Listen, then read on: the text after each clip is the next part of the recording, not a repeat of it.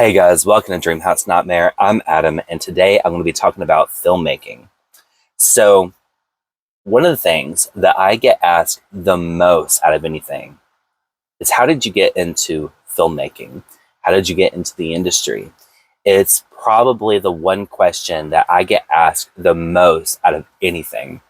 But before I get into it, if you haven't and you like this video, please like and subscribe to this video.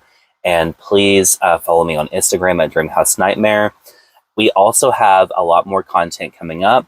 This video is going to be part of a bigger series that I'm doing on what it takes to get into the industry and how to stay in the industry, how to protect yourself, how to make a good film, and to also things that you need to know prior to getting into filmmaking. So again, if you like this video, it's Dreamhouse Nightmare over on Instagram, and please like and subscribe, and please share this video as well. Any little bit helps to help push small content creators into the algorithm, help get them views, help get them their content out there so they can be seen. Every bit of this is appreciated. So I just want to say that first.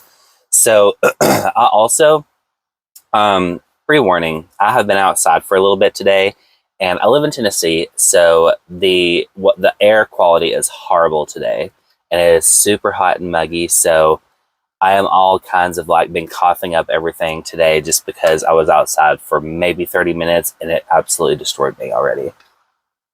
But to jump into it, how did I get into filmmaking?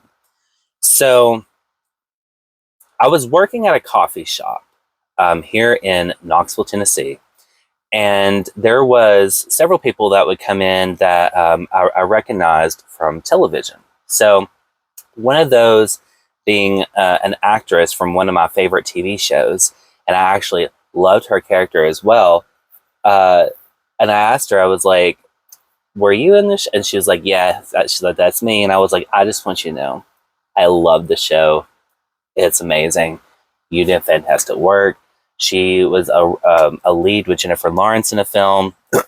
And yeah, so right off the bat, I had a connection to the inside, but you don't have to have that connection. It's really cool that you do because they can kind of give you the step as to where to go. Now, at the time, I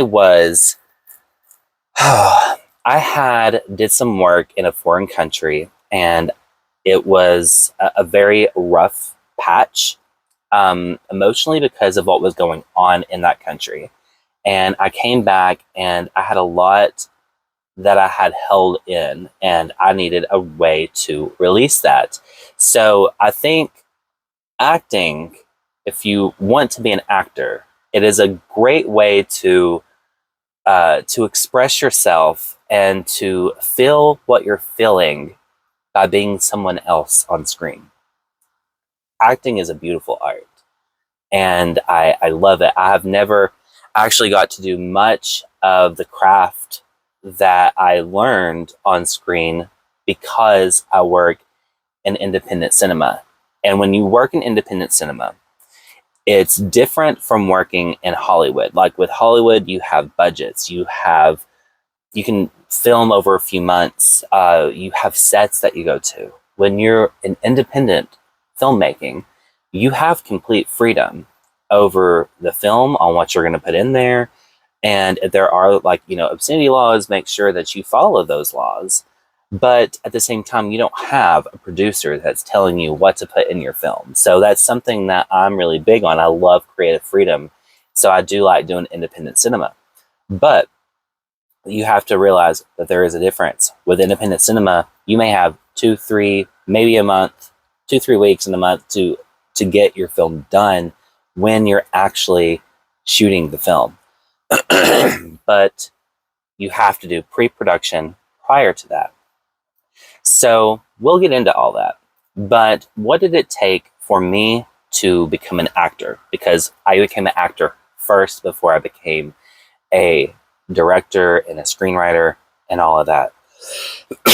Excuse me. But this is one of those topics that gets me chain smoking. So I'm not going to lie, because it's a lot. It's a lot to go over. And I want to tell you this here and now. If you want to be an actor, you can be an actor.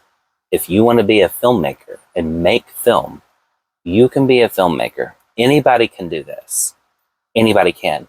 But it takes a special type of person to be able to handle it, because it is a lot. It is a lot. There are some people who make it look easy. There are some people who you'll see them like people have different like campaigns up. People do different types of film. Like there's super low budget, and then there is bigger budgeted films. And then we see different films that go viral due to their campaigns that they have marketing and promoting the film as well.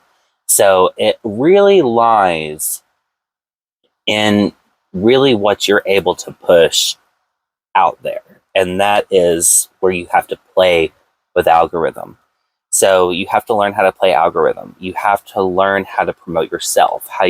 Even if you're acting versus directing, you still have to learn how to promote yourself. You have to go out there. You have to network. You have to meet people. And one of the great things that I learned real quick was networking, which I'll get into that. But this actress that was from one of my favorite TV shows, she told me to go to this talent agency. Now, I know that talent agencies are really, really hard to find a reputable one, and one that actually works.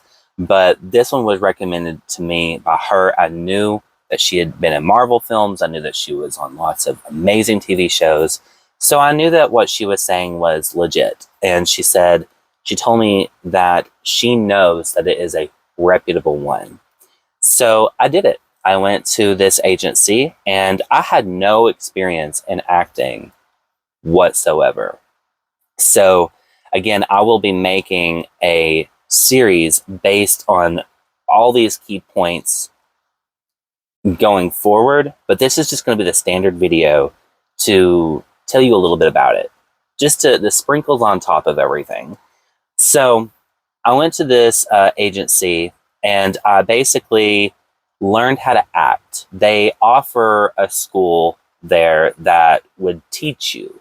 So if you had experience prior in actual film, you could bring your reel, you could bring your resume and all that, and your filmography, whatever you want to call it.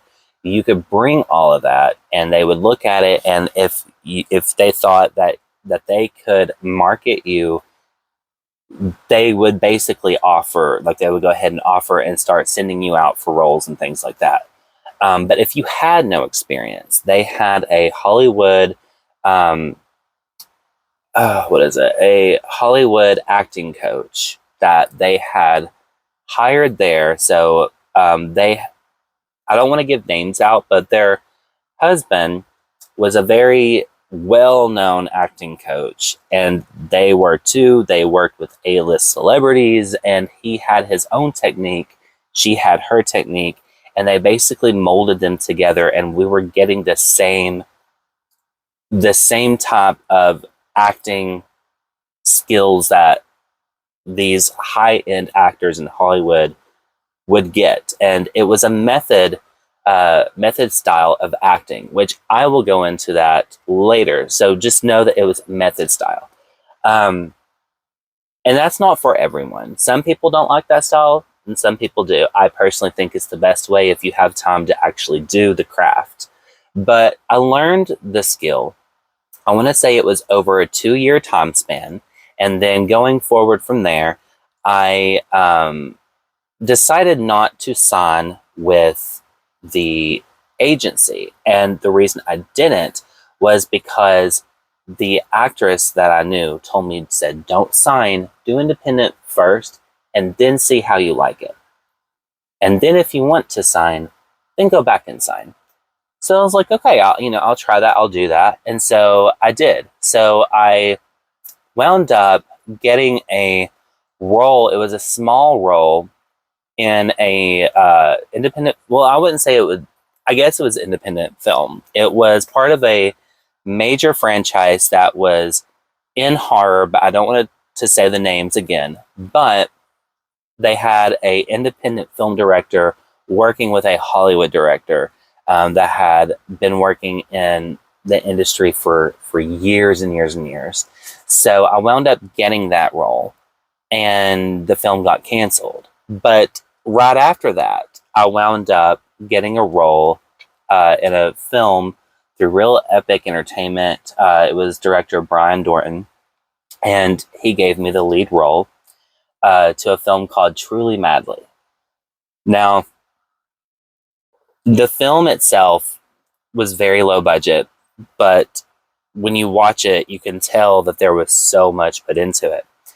The part that is special about films like that is that you get to learn how to do so much backhand stuff because you're not just acting, you're not just the lead, you're setting up sets, you're going over like the scenes, maybe changing a little bit, maybe going out and getting different types of set design for the sets, and making sure that your wardrobe, like you're using your own wardrobe in these films. So making sure your wardrobe is something that you want to be seen in, and making sure that it's something that it's okay to get ruined if you have a bloody scene, because again, this was independent horror. So I did the film, and I want to say it took about a year and a half actually filming. And I was working a full-time job, and I was working 40 hours a week. I would get off on Friday morning at 4:30 in the morning, and I lived in East Tennessee. I was living in Newport, Tennessee at the time, and I would drive all the way to Louisville, Kentucky. And then I would shoot for like a 19-hour day, turn around, be off for a few hours, shoot another 19-hour day, and then drive back to Tennessee, and then go straight into work an 8.5-hour shift, and then drive an hour back home. So I did this for a year and a half, and I just wanted to let you know it destroyed my car. But that's not going to be everyone's experience. That was my experience. It was a great experience. I loved who I worked with. I loved being in Kentucky. I used to live in Louisville, Kentucky, and I have family up there as well. So I learned a lot, though, in just that little bit of filmmaking time, that year and a half. I learned everything behind the scenes on what to do when you don't have a budget. But at the same time, I learned how to gain a budget, which helped with a lot of things. So as I started getting into the industry, I started getting a lot of more roles, and I started really just taking in everything. When you're on set, you take in everything you can to learn the craft, learn what you could take and use as a skill on another film set. That was the big thing, because that's like free schooling right there, So that's the one thing that you have to have a mindset on, is if you want to get into film, even if you want to be an actor and you're doing behind the scenes stuff, you learn everything that you can possibly learn, even if you don't want to learn it, because you might go to another film set and be doing something different on that film set, but become friends with the director, and then he might want to put you in a film. And usually that's what happens. And that's, a lot of people have a lot of skills in independent cinema. It's not like if you're an actor, you're not just an actor. You've probably done a lot more stuff. Now, that's not the case for everyone, but that's what I've seen a lot in this industry. So how hard is it to get into filmmaking? That's probably the number one question. Is it hard to get into it? No. Is it hard? Very. And is it, you have to know it's politics. It is networking. Networking is your number one thing right there. If you don't network, you're never going to make it. If you don't know how to network, you're never going to make it. Luckily, I had wound up being best friends with a musician manager who managed like very, very famous bands when they were on tour. So she taught me how to network. And I mean, we would, like, I always tell people, like, even in the horror genre, you can go to conventions and you can go and you can up and talk to people. There's lots of independent filmmakers at horror conventions. Um, there is lots of really renowned actors at these conventions that you can go up to that has had a massive career and talk to them, listen to them, take in what they're saying. If you ask them, how did you get into the industry? What steps would you take? You listen to every word they say. Now, what I'm going to tell you might be different from what someone else is going to tell you, but it all, really the main part of where I think independent cinema loses its like the auditioning, and they start hiring people that they know, and sometimes the films don't turn out as good because it's not about who's best, it's about who you know in that case. But if you do happen to meet someone who is auditioning, which I've had auditions before, I've seen other people have auditions before, there's a certain way that you do an audition, and you have to do it just right to be professional. If you don't want to do independent cinema and you want to go and you want to do like a SAG feature, or and really that's going to be through an agency. Honestly, like if you go to an agency and you are talking to them that you want to do this and this, they will push you in the right direction.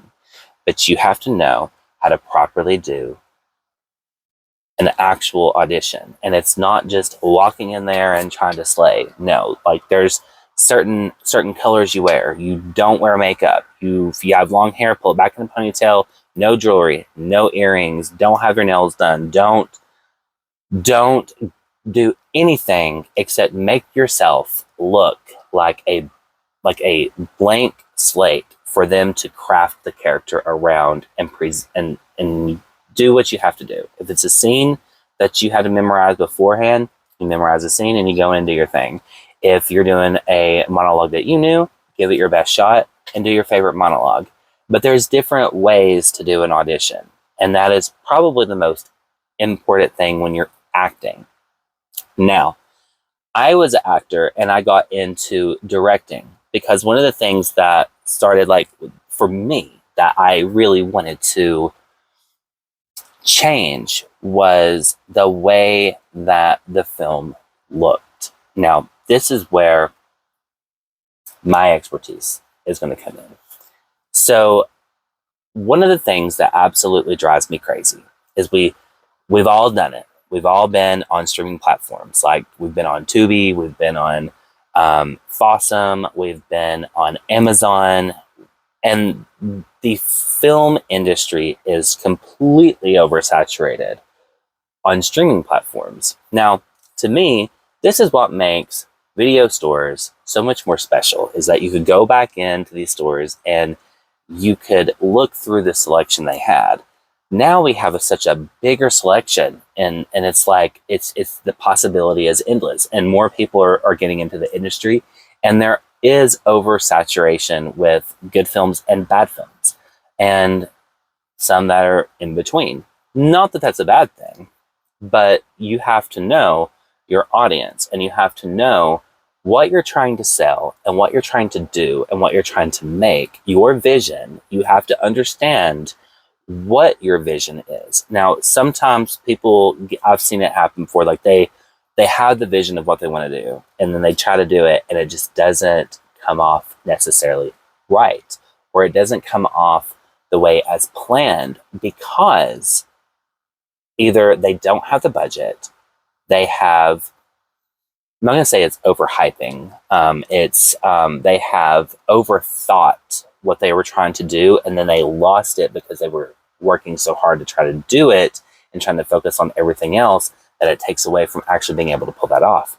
Now, what I will say is, for me, I have my production name is Pink Lightning. So what I like to do is I like to make very ethereal, colorful, glittery type films. And the reason I like to do that is I took a marketing class years ago, and I knew what to look for. One of the things that, and And I think that we all, like when the Barbie film came out, what really set that off, like people were like, oh, this is going to be such a pink film, you know.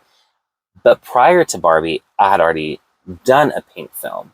And I knew that in marketing, when you are going to colors and things like that, especially like if you go to like Amazon, and this is the way you have to think, like I would go to Amazon, look at a microwave, a pink microwave versus a red microwave. Which one's more expensive?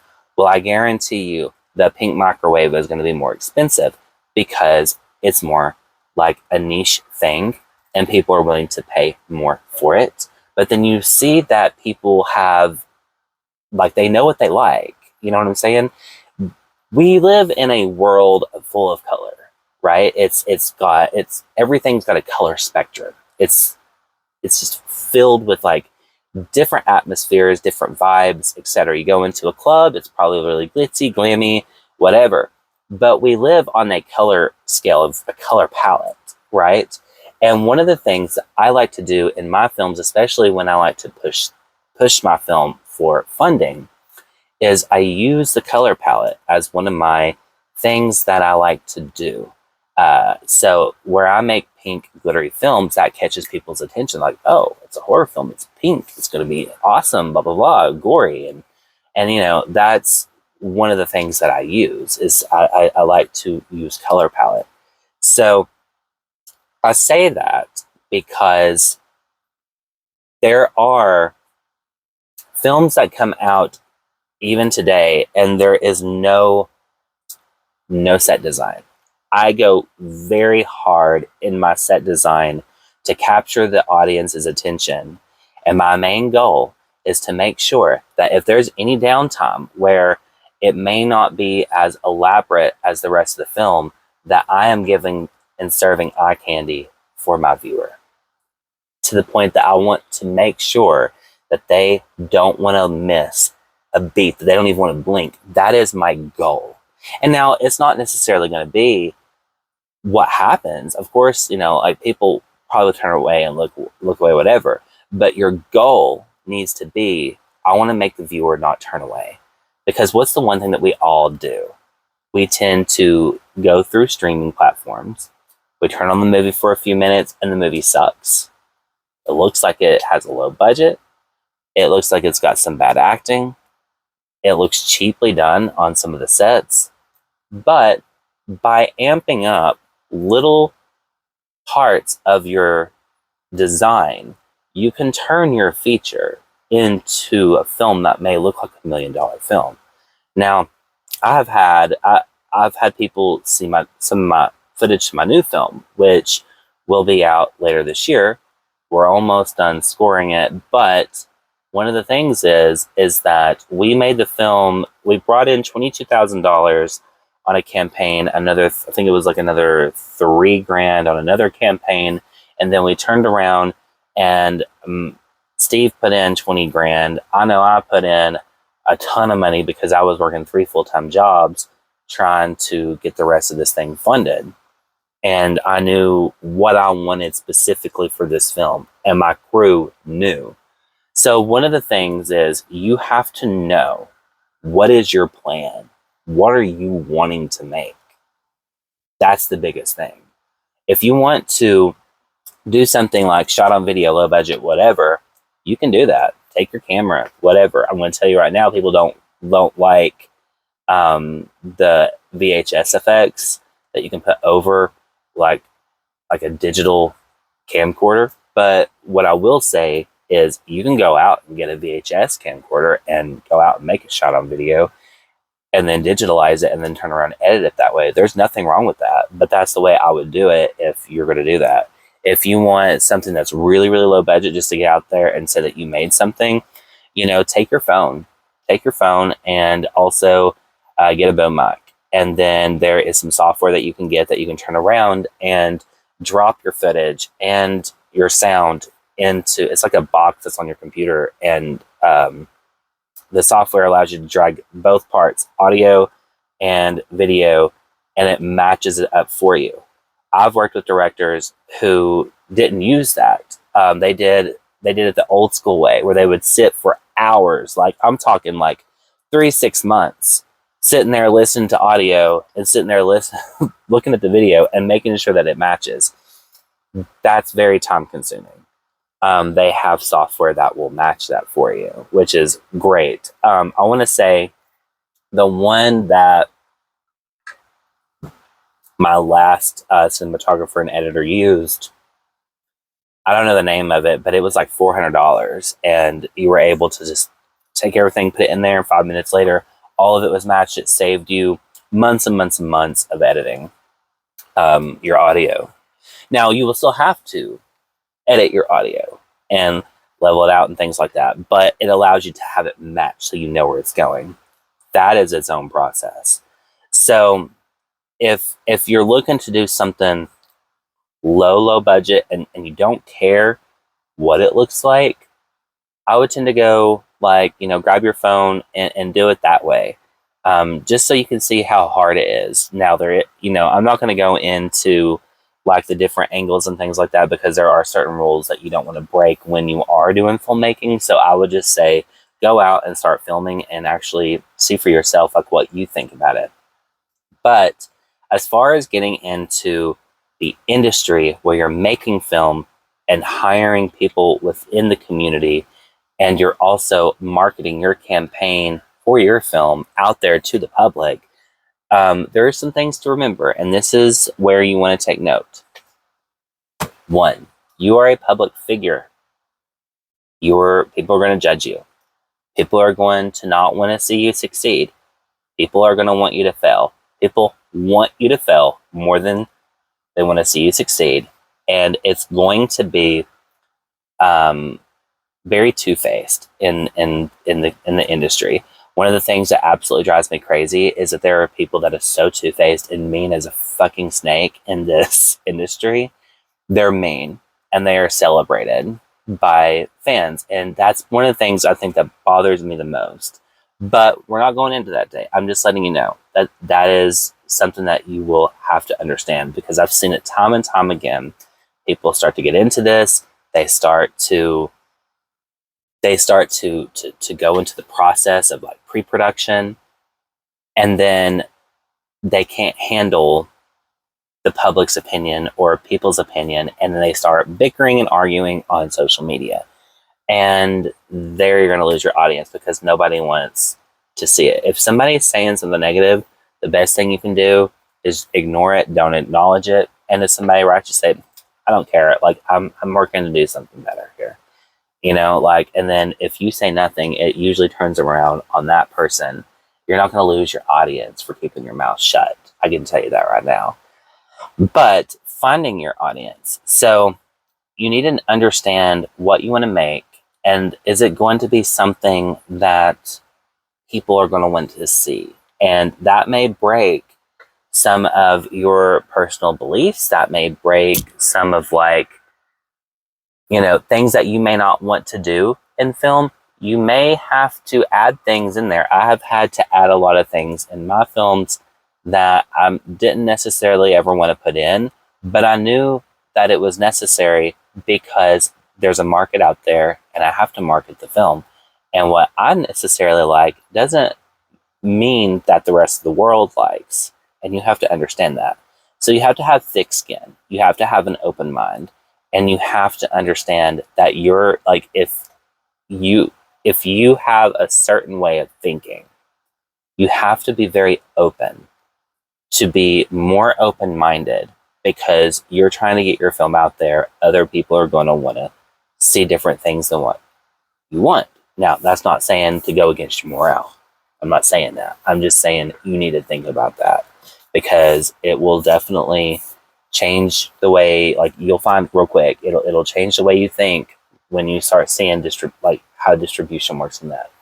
So, for example, on my very first film, I wanted no language, and I wanted no nudity in the film. And basically, the reason I wanted no nudity was because my family was involved with it, and we were filming at some of their locations. They asked to be respectful, no nudity, and I said, I don't want any nudity in this film. It was a very personal film, but it was a horror film. But I was playing with aesthetic for the film for the first time that I was actually making a movie for myself. Now I've made other movies for other people, but for myself, I wanted to get an idea. I wanted to find my it factor in film. And so I made the film. People love the film. I mean, I've had people write me, even to this day, people tell me, oh, I love Deadly Dealings. And I'm like, well, I'm glad that you liked it. It was an experimental film for me. It wasn't, I'm not going to say it's my best work. I mean, I've done better work, I feel like, on other films, but hell, we put a lot of work into that movie. And we put a lot of aesthetic, and that was what I was playing with, was the aesthetic of things. But then also, I wanted it to, like, if you want something that's light and delicate and blah, blah, blah, like, I played with that in the scenes. I played with that in people's wardrobe and their makeup. I tried to create a world for myself. And that's the world that I wanted to create going forward for my other films. So I didn't want to distinguish its own design for just one film. I wanted to do this for a lot of my films and then take it and amp it up in each one of them. So that was how I started to gain the set design for my films, which are very, very elaborate. And if you look up Screen Dream, you can look up the remake, see some of the footage, Deadly Dealings. There's other films that I didn't have necessarily creative control that I have worked on, and you can still see that there's been passion put into that. And I'm not saying that's just me. It takes full teams to pull this off. Full teams of people. You have to be able to work with people. You have to be able to get along. That is really the big thing right there.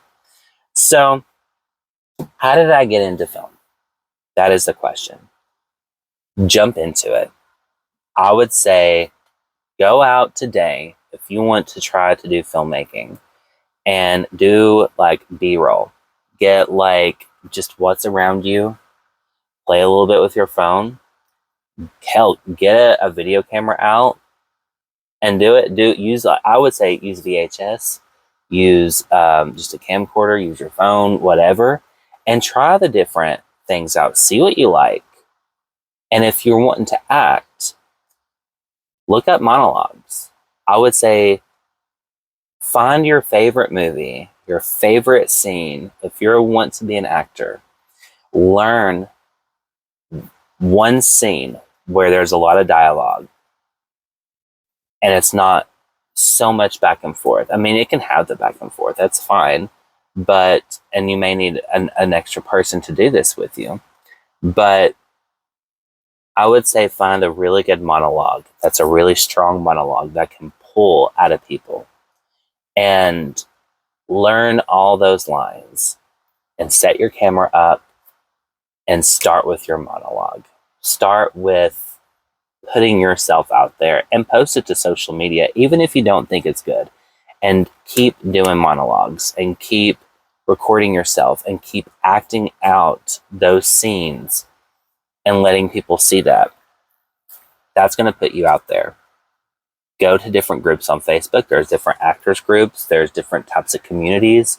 One of the easiest genres to get into is horror. So there's a massive online indie horror community. I'm not going to sit here and tell you to get into it because I can't recommend it. I can't recommend it. I work in it, but I can't recommend it. But there are other different groups of filmmaking out there. Different people who may not even know anybody in indie horror.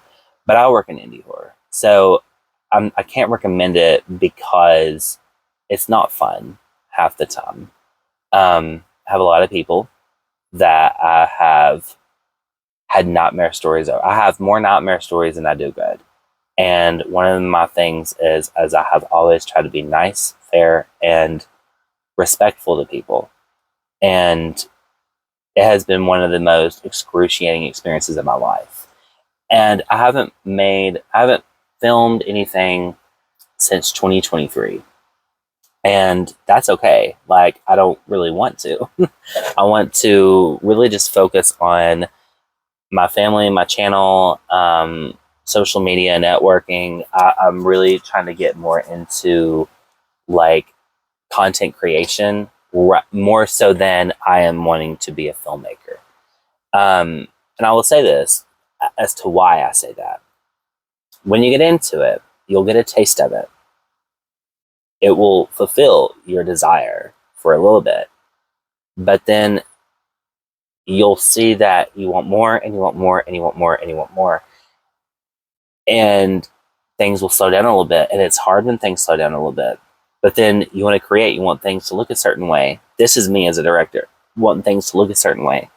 And you'll put everything you've got into making a film that may not make money back, or it may blow up. I mean, I've seen people make tons of money in this industry, and there are some good things about that. There are some shady things about that, and then there's also like some pretty scary things also about that. But when you do get into this, you have to remember that you're a public figure, that people are going to talk, people are going to have an opinion, and if you don't have thick skin, this is not the industry for you. This is not the industry for you. It's probably the most important thing to understand. If you have issues with people talking about you, negative or positive, you don't need to be in this industry. You don't. If you get mad and you start arguing back and forth on social media, if you're one of those types of people who does that, this is not the industry for you. You have to uphold a professional level. You have to uphold a professional persona and viewpoint for you to go out here and do this. So, yeah, how do you get into filmmaking? You just get into it. You can network. You can find you can go out and find a low budget filmmaker and say like, hey, like, I want to be in your film and your next one that you do. Can you keep me in mind? I'm trying to get into the industry. A lot of them are really nice. Some of them aren't so nice, but you might find somebody. Ask. Always ask. Don't be afraid to put yourself out there. And also don't be afraid to take chances. But also hold your ground. If they're trying to get you to do something that you don't want to do, don't do it, because it's on film for life and it's not going away and it's going to be there for the rest of your life. I've done some of that. I have, I felt like I needed to do something to get a role, and I did it, and I regretted it later. There's a lot of things that I regret, but for me, I learned what I learned, and I have grown, and I've learned from my mistakes, and I now know where I want to be. And I'm not saying I'm never going to make another film. Like, of course I'm going to go out there and I'm going to make another film at some point, but I'm not going to be in it as much as I was, only because I enjoy doing content creation. I enjoy doing videos like this, and I enjoy being at home with my pets and my family and not having to worry about do we have the money for this? Do we have the money for that? Do I need to go and work extra to bring in this budget for this, or things like that? There's just so much. Now, some people will say, oh, filmmaking is easy. And there are some people who go out and they make movies real quick and have them out and have them distributed just like that, or they have their own distribution that they do. Distribution is something that you really need to think about before you even make a film. And you have to think about what distributors want. You have to think about what's in your film. Is there nudity? Is there sex? Is there violence? Is there gore? What sells the most? Honestly, like, I had a distributor one time. I gave my first film to them, and it was owned by two people. One half loved it, absolutely loved it. The other half was mad that there was no nudity in it. So they did not pick up the film because they both could not agree on it. But I started getting feedback from people. Oh, well, I want more nudity in the film. Like, we should have had more of this, more gore, more violence and sex and blah, blah, blah. And that may not be you. And if that's not you, that's okay. But what I did do going forward on my next film was, one of the things that everybody loved across the board was my aesthetic to the first film. Now, I always tell people that it was a 60-40. 40% of just like regular scenes, or excuse me, 40% of the aesthetic scenes, and then 60% of just normal scenes that we did still play with aesthetic, but we didn't go as hard. It was to look a certain way. And that was for my first film. Going into my second film, I played with aesthetic very, very hard. And every single frame of that film is done in bi lighting, which bisexual lighting doesn't have anything to do with the orientation. It's a set term. Because when I said bisexual lighting one time, people gave me hell over it. And they're like, what is that? What it is it's a set term for colorful lights. It's pink, blues, purples. That's what you're using. And then, like, if you want something different, like a red, blue, green, orange, you can do that. But I used pastel coloring for my film, pastel lighting for my film. And what I wanted to do was I wanted to bring out something that was unique and aesthetic. So, for example, I did a film that took place in the 80s, and it was a remake of a 1989 horror film called Scream Dream. And when I went into it, I knew what heavy metal was. I've been around heavy metal my whole life. But I had people sitting here saying, why are you making a pink film that's heavy metal? Heavy metal has nothing to do with pink or glitter or blah, blah, blah. And I'm like, I know that. I'm serving pink, glittery aesthetics mixed with heavy metal, mixed with music and scenes of them like performing their band in front of audiences and things like that. I mix those in, but just because it's a heavy metal band, like, it's also the 80s. Like, let's say you went to your mom's house in the 80s, or you went to like someone who had money in the 80s and you saw their house. That's not going to be all heavy metal. It's going to be different styles. So I styled my band. I styled the different sets. I styled the like what I wanted for like the main house. We took like an old Victorian house and we spent like $20,000 getting props, and we just completely elaborately decorated it. I mean, we had skulls, we had candelabras, we had all this, but then like what the actors were wearing, we wore shimmery, gaudy jewelry and like rhinestones to make it sparkle on scene. When I did a bath scene, I added bubbles in the bath, and it was pink, blue, purple, green, lighting just like molding the scene. Like, it was like changing color as this lady who was like in a tiara that was rhinestoned out, massive gaudy jewelry. Again, you can get this shit off Temu for way cheap. And then like the bracelets, put some glitter on them, put some highlighter on their body, and then I color schemed everything. I gave everyone a specific color that I wanted them to have in their wardrobe, and that was their color.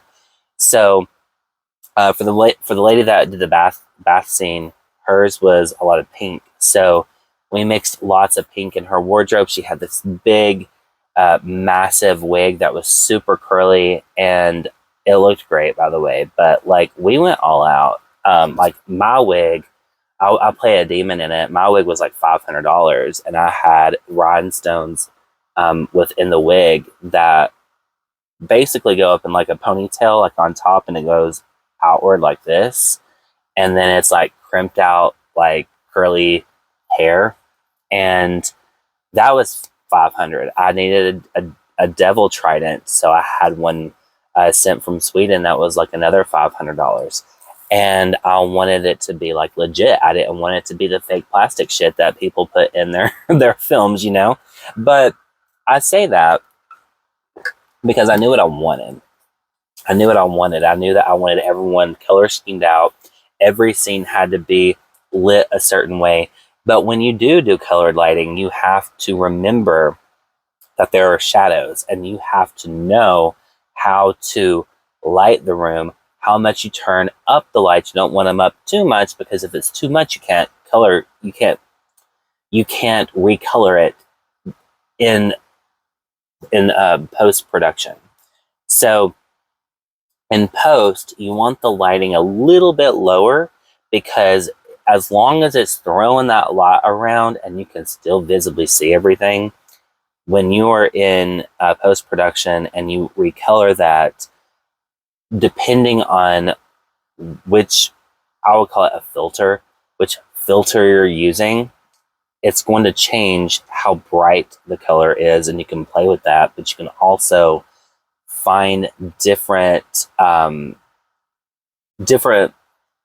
looks for the scene as you were recoloring it in post production. So I say that because it's not filters, but it's like that's the best way to describe it for most people to understand.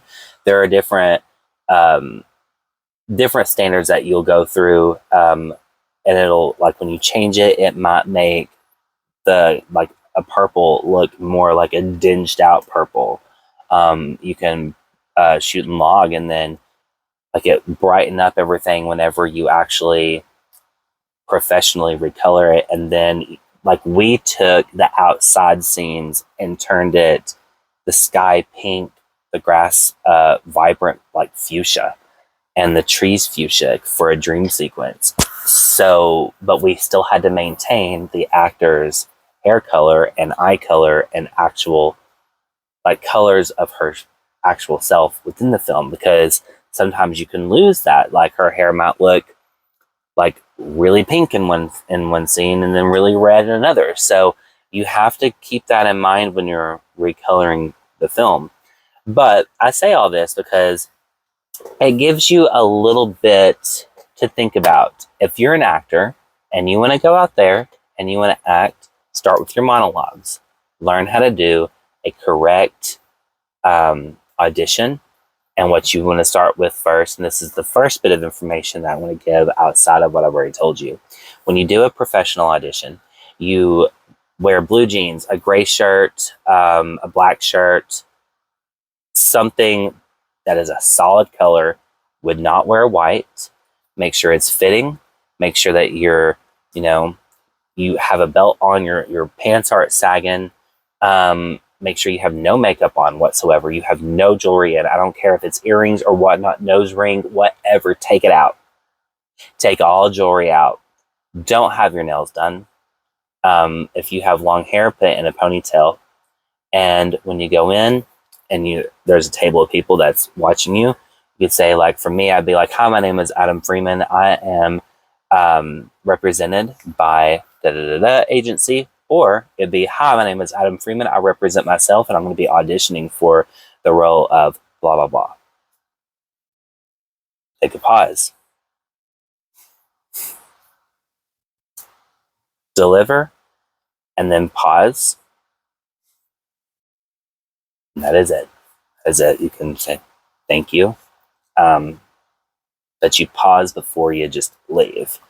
And that is something that's really important. Now, I'm going to tell you why. There's obviously more, and I'll go into detail in another video at a different time when I'm going over monologues, because I will have a monologue video up. This is just a start to kind of let you know some of the stuff that I'll be talking about within this video. So there'll be another playlist, and it'll be called, like, monologues. It'll be called set design, acting. I'm going to give all of my information out on how I do things. But then also, I'm probably going to make a subscription-based channel at some point. And that is where a lot of this stuff I feel like is going to be. Aside from like film reviews and stuff, so those will remain free.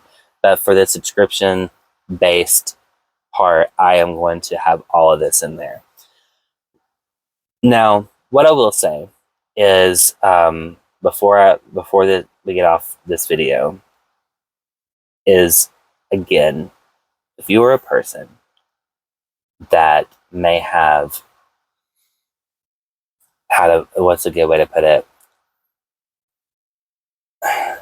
self-image problems, if you have a problem working and speaking in front of other people, I'm not saying that this isn't for you. I think it would actually bring you out of your shell a little bit and probably help you. But take small steps by, again, making that monologue, posting it, and understanding if somebody says something bad about it, that is their opinion. Doesn't mean that you're bad. But you have to remember, this is an industry where you are a public figure. So if you are not comfortable with people saying bad and good things, this is not for you. This is not for you. If you want to be a director and you are wanting to go into this industry and direct, there's a lot. There is a lot, and there's a lot that you have to think about. And there's also, it comes with a lot of stress. It's very, very, very stressful, but it's also really fun. And it is rewarding at some point when the film is done. You feel very much whole by the end of it. I know that like whenever I go into making a film, I usually day one of like going into it and actually being in pre-production is fun. To me, pre-production is fun. I like to work with somebody on a script, and I will write my script first. And when you write a script, you don't just write it once and that's it. No, like you rewrite it over and over. You let it sit, you simmer, you think about it, you show your friends. But also, if don't show anybody in the industry, show your friends, because if you show somebody in the industry, you're gonna need an NDA for that. But people that's not in this industry, ask them what they think about it and tell them to be honest and take the bad as a good thing. As a good thing. Also, for me, I like creativity. Not just from me. Like I'm a creative person, but I'm not the only creative person in the room. I've seen directors get mad when actors or someone on set tries to say, hey, maybe we could, maybe do this in the scene. Like maybe change up the lighting, maybe change up, how something is said, but still be delivering the same, And I say that because when you're in a room, if you work in an industry like this, more than likely you're extremely creative. And when you are in a room full of people who are absolutely, utterly creative, then usually by allowing people to give their input a little bit, your film will be more creative. It will be better. I've seen it over and over again. A director does not want any input whatsoever. He wants it done this way. No ad lib, no going off script. That is fine. There is nothing wrong with that. He's got his vision. But if you do work with a director who is very open to other creativity, to me, those are the most creative films, because I see how creative things are, because a lot of people has put their input in helping the director get the film even more creative and even better.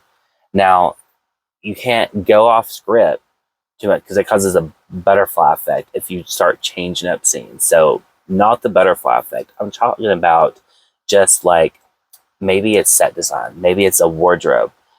For example, I was in a film years ago, and it was a Savage Vengeance remake from 1989, which was the original, served as like an unofficial sequel to I Spit on Your Grave. It had the original Camille Keaton in it, playing Jennifer Hills, reprised her role, all that. But when we did the remake, there was a scene where I basically they are to pull my pants down and take off my clothes and start shish kebabbing me and doing some stuff with a knife that is very inappropriate to say on this channel. But um, the what they wanted to do was like hit me over the head and put me over a table and tie me down. Now, what's hard was I was tied to a table, right? How are you supposed to pull my clothes off of me? I had to do the scene fully nude. It was really hard, especially when the lady was trying to pull my clothes off of me in the scene. It just wasn't working. So what we came up with, we were in our, we were out in like Bell, Missouri, and I remember we stayed up all night and we were talking about, we were rehearsing it, very professional. And one of the things that I was really nervous about, which I had done nudity in other films, but I was really nervous about this scene. So I asked her, I was like, hey, like, can we keep eye contact? And I will feel a lot more comfortable, because it was a small crew. So I knew that they were going to be doing their job, but I just, for me to know that we're keeping the eye contact. And she said yes. So I felt comfortable doing the whole scene. Um, Second to that was, I said, what if I wake up and I'm already naked on this table tied up? That way you don't have to pull it off of me. And she thought, that's a really good idea. So we ran it by the director and we're like, hey, like, we've tried to practice this and it's just too hard. Like, we can't, like, if I'm laying down, I'm tied to a table, how are you going to undo my belt and pull it down? Like, it's just too much. Already have me nude in this scene, then I'm able to, like, ready to go. Like, there's no extra time spent trying to take the clothes off in the scene, right? So he liked that idea. Those are little things that, like, I wasn't the director of that film, but he liked the idea and it made it work and it made the film, that made the scene better. That is just an example by what I mean when you give input. What can make the scene better? What can help the scene? What can help get it done better? And keep an open mind, because somebody might have a really good idea for that. Like, I had the idea to just go ahead and already have it off. Now, some people might think, oh, well, that's just common sense. Not necessarily. I'm going to tell you that there are some things that makes a scene really hard in film, especially when you're filming it and you want to get to the scenes quickly. You never want to spend too much time. When you sit and give, like, and I learned this on my first film, when there is heavy dialogue in a film, you'll lose your audience really quick. And my film was a slow burn. I knew it was a slow burn. I knew it was. I'm not mad about that. That's what I was kind of going for. I mean, that's what I wanted. But when you are on a set, what's different with being quick and not, taking your time. Like, I've seen some actors, they'll sit and they will act it out, and it takes like 10 minutes to get to the scene. And even though it's a good scene, the quicker you are able to do it, the more realistic it's going to feel. And then also, you're not going to lose your audience, and it'll save time, because you're doing like 19-hour days usually, and you don't have much time to sleep. And then you have to be up, get ready for the next day, and be in makeup and be ready by call time. So you don't have much time to sleep, and then you're going to have to memorize all these lines real quick before each scene, unless you've already memorized them all. And I never memorized all of my lines. I've only ever done that like one time. Like, usually there's a 30-minute to an hour, possibly an hour and a half. Usually I've seen on like everybody's set that I've worked on, where you're going to sit at a table and you're going to read with the other actors. While they're reading, you have somebody who is working on the set design. You have somebody who is over here graphing and going over where everything's going to go. And then you're also have the camera, like the cinematographers are also maybe like looking through the camera, seeing the lighting with everything. So you have somebody fixing the lighting. But during all this time, you have downtime. So what you're going to do is you're going to sit there and you're going to read the scene with everybody. And they're going to go over it real quick. And then you're going to keep going over it. And then you're going to set the script down. And then you're going to just do it over and over and over until you got it. And then you're going to go out in front of everyone and do your thing, right? Well, you don't want to necessarily like, I've seen some actors who like are like, I don't even want to know, like I don't even want to memorize anything. I don't even want to know what's going to happen. Now I'm not one of those. Like I have to read it, but I have seen actors who are like, I don't even look at the script. I read it before and that's it. And I'm like, okay. Oh, and I thought to myself, this is going to be a nightmare, but actually it was their thing and it made it work. And they're really good actors who can do that. That's not for everyone. And that's not the case for everyone. You don't have to sit and memorize an entire script. There are some people who do that, but you will get like, as long as you have a general sense of the scene, even prior, like, and you don't have everything necessarily memorized, you're going to have time in between each take to go through with the other actors and learn that scene. Even if you're sitting there getting prosthetics done to you, while they're sitting there doing that, you can sit there and have somebody feed you your line and their line back and forth and learn it just like that. It don't take maybe like, for me, I want to say like maybe like 5 or 10 minutes and I've got it down.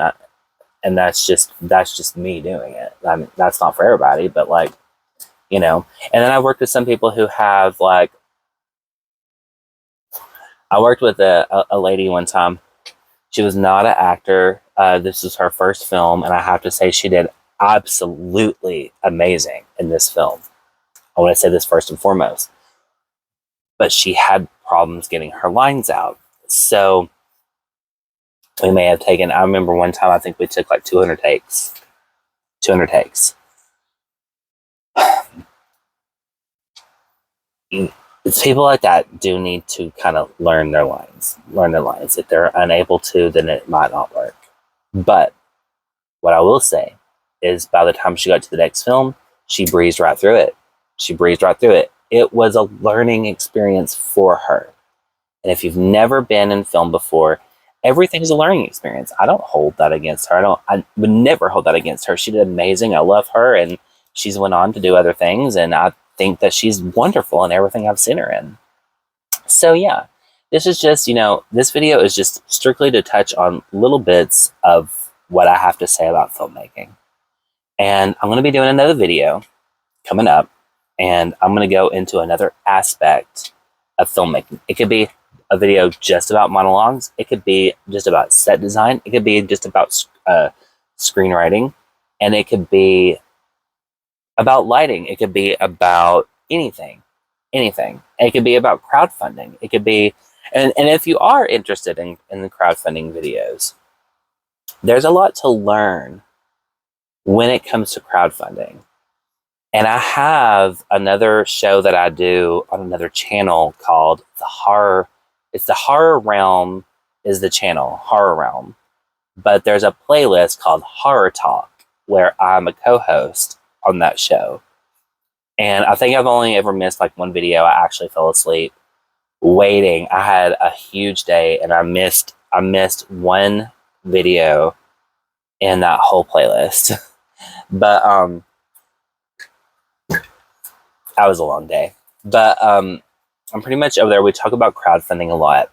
And there is a lot of con artists in this industry. There's a lot of people who are making a lot of money who don't use the funds for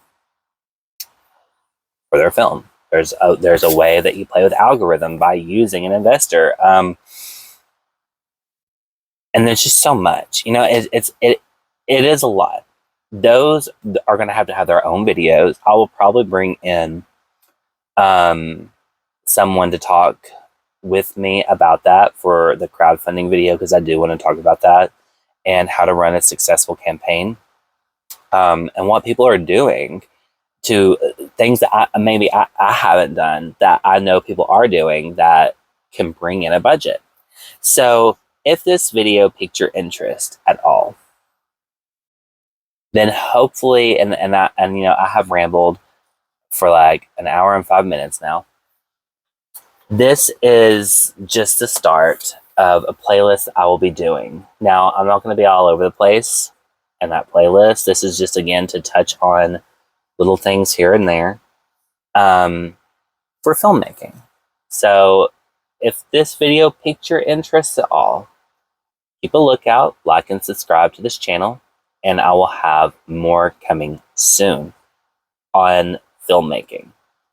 But until then, I would say practice your monologues and also find what you think is going to be the best monologue for you. And if you want to be a director, go outside in the world and take your phone, take something and start recording.